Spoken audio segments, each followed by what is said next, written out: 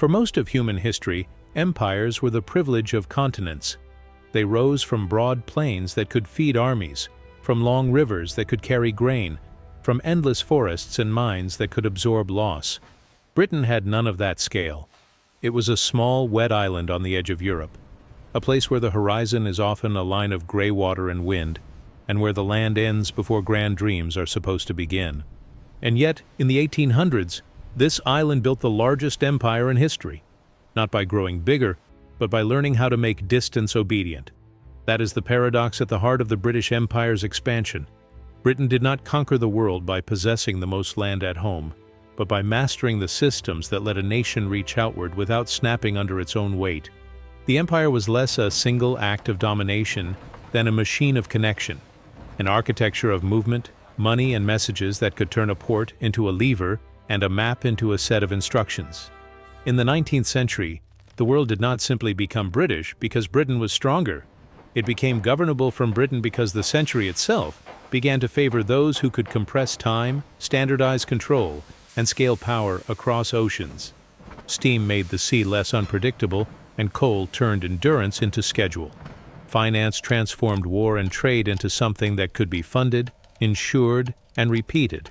Paperwork, contracts, charters, treaties, customs forms became a quieter kind of weapon, able to secure influence long before a soldier ever arrived. The empire's story is therefore not just a story of flags planted on distant shores, but of an island learning to convert limitations into advantages, to build an economy that demanded global inputs, a navy that protected the routes, and a nervous system of communication that kept faraway decisions synchronized with London. But every system that expands also extracts, and every network that connects also binds.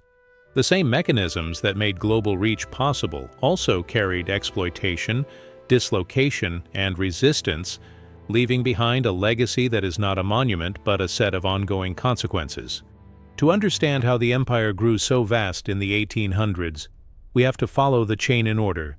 First, the engine of expansion that fed Britain's outward appetite, then the tools of control that made oceans navigable and colonies governable, then the on-the-ground machinery that translated grand strategy into everyday rule, and finally, the human and moral ledger, the costs, the backlash, and the contradictions that still echo in the modern world. Britain's empire in the 1800s did not begin with a dramatic march into foreign capitals. It began with hunger, an industrial hunger that could never be satisfied by the fields and mines of a single island. Once steam and machinery rewrote the rules of production, the nation's factories became furnaces that demanded constant feeding.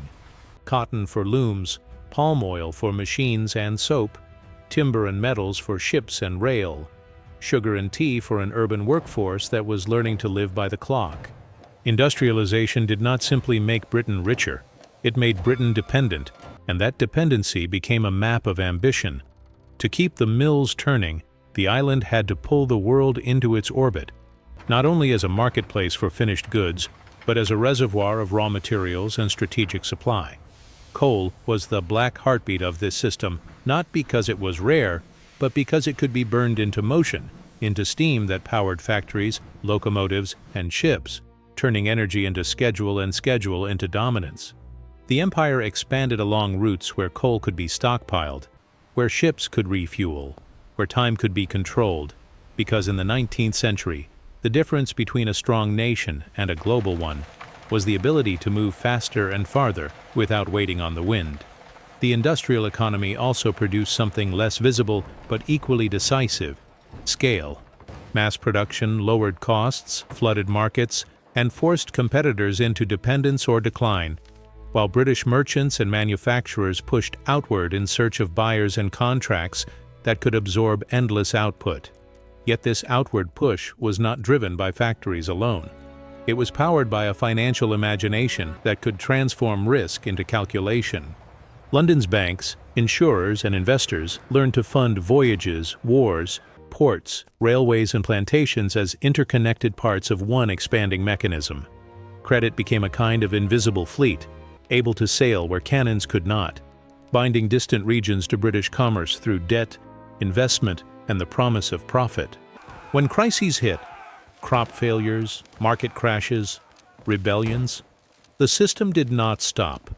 It rebalanced, shifting capital, rerouting trade, and applying pressure where resistance appeared. The empire's engine was therefore not a single institution but a loop. Industrial demand pulled resources from abroad, global trade carried them home, manufacturing transformed them into goods, and finance spread those goods outward again, tightening the circuit with every cycle. This loop also produced a new idea of power, one less dependent on permanent occupation, and more dependent on control of flows, of commodities, shipping lanes, prices, and contracts. A small island could rule a vast space if it could decide what moved, when it moved, and who was allowed to profit from the movement. But movement requires protection and coordination. Routes can be cut, ports can be denied, and distance can turn victory into delay. As Britain's industrial appetite pushed its reach across the oceans, it needed more than markets and coal. It needed the instruments that could keep the system coherent when the world pushed back, and that necessity would shape the next layer of empire, its tools of control. Power that travels is fragile. A factory can be rebuilt, a loan can be renegotiated, a market can be found elsewhere, but a route severed at sea can collapse an entire chain of supply. And in the 19th century, Britain understood that its empire was only as real as the lines that connected it. The Royal Navy was the iron frame around the empire's expanding body. Not merely a weapon, but a guarantee. A promise to merchants, investors, and colonial officials that the ocean would remain a British highway. Yet the Navy's strength was not just the number of ships or the thunder of guns. It was the disciplined logic of presence. Britain learned to place itself at the narrow points of the world, where geography funnels trade into choke points, and where control of a harbor can shape the fate of continents. Gibraltar watched the entrance to the Mediterranean like a locked gate. Malta anchored British influence in that same sea, and the route to India, once a long, uncertain arc around Africa, became a corridor guarded by ports and coaling stations that turned voyage into routine. Steam changed the Navy's needs as much as it changed its reach, because steamships could ignore the wind, but could not ignore fuel. They required a chain of coal depots across the globe, and those depots became strategic jewels. A small island could project force thousands of miles away if it could refuel its ships, repair them, and keep them supplied. And so, empire spread in a pattern that often looked like scattered dots on a map. Remote islands, coastal fortresses, harbor towns, until you realized those dots were stitched into a net. Alongside the Navy came the quieter instruments that made control efficient, rather than merely violent. The 19th century was an age of measurement and standardization, and Britain exported that mindset with imperial precision. Charts that mapped currents and coastlines, bureaucracies that counted cargo and taxes, and a legal language that turned complex local realities into categories that could be governed from afar. But perhaps the most decisive tool of control was time itself. Before modern communication, distance was delay, and delay was vulnerability. Orders could arrive too late. Crises could erupt unseen, and authority could rot in the gap between London and the frontier. The communication revolution compressed that gap. The electric telegraph, and later submarine cables, created an imperial nervous system that carried messages faster than ships could carry men, allowing markets to react, governors to consult, and commanders to coordinate with a speed that felt, to contemporaries, like a form of magic. Decisions could now leap across oceans in hours rather than weeks, and that speed changed what empire could be. Administration became tighter, panic became contagious, and power became more centralized because information flowed upward and commands flowed downward with unprecedented efficiency. Even railways built to move coal and cotton doubled as instruments of governance, pushing authority inland, moving troops quickly, and binding vast territories to coastal ports and export economies. Yet these tools were never neutral. A navy that secured trade could also enforce blockade. A telegraph that coordinated relief could also coordinate repression. A port that welcomed goods could also export wealth extracted under unequal terms. Control, once established, demanded daily maintenance, because an empire is not only held at sea or in London's counting houses, It must be translated into rule on the ground, into alliances, laws, taxes, and everyday compliance. The next layer of the story lies there, in the practical machinery that turned global reach into local reality, where the empire's grand systems met the stubborn complexity of human life. A map can be colored red, a treaty can be signed, a ship can anchor in a harbor with its guns pointed at the shoreline, but none of that automatically becomes rule. Rule is paperwork that reaches the village, taxes that arrive on time, courts that decide whose claim matters, and local power that either bends or breaks. In the 19th century, Britain expanded not only by conquest, but by administration, and its most durable strength was the ability to build systems that could function far from home, often with surprisingly few British hands. The empire's everyday machinery was a blend of commerce and governance, and it thrived in the spaces where a contract could do the work of an army. Trading networks, chartered companies, and merchant houses did not simply buy and sell. They opened doors, collected intelligence, negotiated privileges, and shaped local economies to match the needs of British industry. In places like India, the transition from company influence to crown rule revealed how economic power could evolve into political authority, and how authority, once established, tended to formalize itself into bureaucracy. The British did not invent administration, but they refined a particular style of it. Standardized procedures, written records, surveyed land, codified law, and a hierarchy that could transmit orders down a chain without requiring constant improvisation.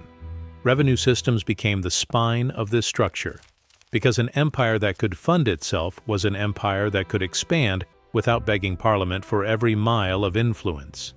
Land assessments, customs duties, and monopolies were not abstract policies. They were instruments that reshaped what people grew, what they traded, and what they could afford to resist. Yet Britain's empire was rarely built by governing alone. It was built through partnerships that were unequal but necessary. Local elites, princes, merchants, and intermediaries were often recruited into the imperial project, given incentives to cooperate and punished when they refused, turning existing social structures into channels for foreign rule. This is why imperial power could spread rapidly. It rode on networks that already existed, redirecting them toward British priorities. But that same reliance created constant tension, because intermediaries had their own ambitions and local societies were not blank paper waiting for an English script. Every policy met translation problems. A legal code that looked logical in London could collide with customary practices. A tax scheme designed for efficiency could trigger famine when it ignored fragile local realities. A new crop pushed for export could enrich some and ruin others. The machinery of empire therefore produced its own friction, and Britain learned to manage friction by combining coercion with legitimacy. Courts, schools, and missionary institutions offered an image of moral purpose, while police, prisons, and occasional force reminded everyone where final authority lay. Even the language of order and improvement became part of the mechanism, framing rule as progress, while quietly ensuring that rail lines, ports, and plantations served the imperial engine. And still, the empire could not govern everything directly, which meant it governed by shaping incentives, controlling trade terms, commanding strategic cities, rewarding compliance with access and security, and isolating resistance by cutting it off from roots and resources. This approach created an empire that could look deceptively light from a distance, thinly staffed, administratively elegant, but on the ground it was heavy with consequences because it rearranged daily life into forms that fit the demands of distant factories and distant investors. When you trace the empire at street level, you see not only governors and soldiers, but clerks, surveyors, dock workers, translators, and tax collectors, each one a cog in a system that converted human labor and local landscapes into global flow. And wherever flow becomes one-directional, wherever wealth moves outward faster than opportunity moves inward, a moral imbalance builds pressure. That pressure could remain hidden for years, even decades, but it never disappeared. It gathered in the silence between law and justice, between development and dispossession, between the promises of order and the realities of extraction. In time, that pressure would surface as resistance, reform, and a reckoning over what the empire had truly cost, not only to the colonized, but to Britain itself, because an empire does not simply change its subjects, it changes the nation that claims to rule them. An empire can be measured in square miles, in trade balances, in the number of ships that can cross an ocean without asking permission, but its most honest measurement is written in human lives, in the quiet changes that statistics flatten and flags conceal. In the 19th century, Britain's expansion produced a world of astonishing connection, yet connection did not mean equality, and modernity did not arrive as a shared gift. The imperial system drew wealth through channels that were designed to flow outward, and wherever that flow intensified, societies were forced to reorganize around it. In some places, the shift meant new ports, new rail lines, new cities, and new forms of work that promised wages where subsistence had once ruled. In others, it meant land turned into commodity, forests cleared for cash crops, and local industries crushed by cheaper imports and the hard logic of global pricing. The empire often spoke the language of improvement, but improvement for whom was always the question that refused to die, because the benefits were unevenly distributed and the costs were frequently paid by those with the least power to bargain. Extraction was not only material, it was psychological and cultural as well, expressed in hierarchies that taught people their worth by their distance from British authority, and in policies that treated complex communities as problems to be managed rather than lives to be understood. Yet human beings are not passive terrain. Resistance took many forms, from open revolt to everyday refusal, from the sabotage of systems to the preservation of identity under pressure. Some uprisings were dramatic enough to shake London's confidence and force reorganization. Others were quieter, a slow tightening of solidarity that made rule more expensive and less certain. Britain answered with a familiar rhythm: coercion when challenged, reform when the cost of coercion became too visible, and moral narrative when it needed to justify itself to a growing public at home. The 19th century was also an age of British self-questioning, as reports of brutality, famine, and exploitation clashed with the empire's self-image as a civilizing force. Abolitionist movements, humanitarian campaigns, and parliamentary inquiries did not end imperial power, but they changed how it was argued for and how it was administered, pushing the empire to present itself as lawful, restrained, even benevolent, while still protecting the structures that made it profitable. This moral tension became one of the empire's defining contradictions.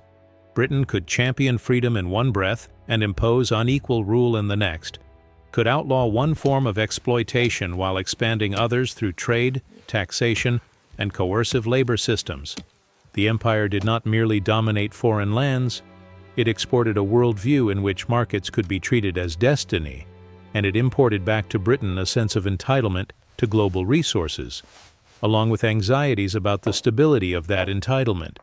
Over time, the very tools that made control possible, faster communication, tighter administration, global education, and the circulation of ideas, also empowered anti-imperial movements.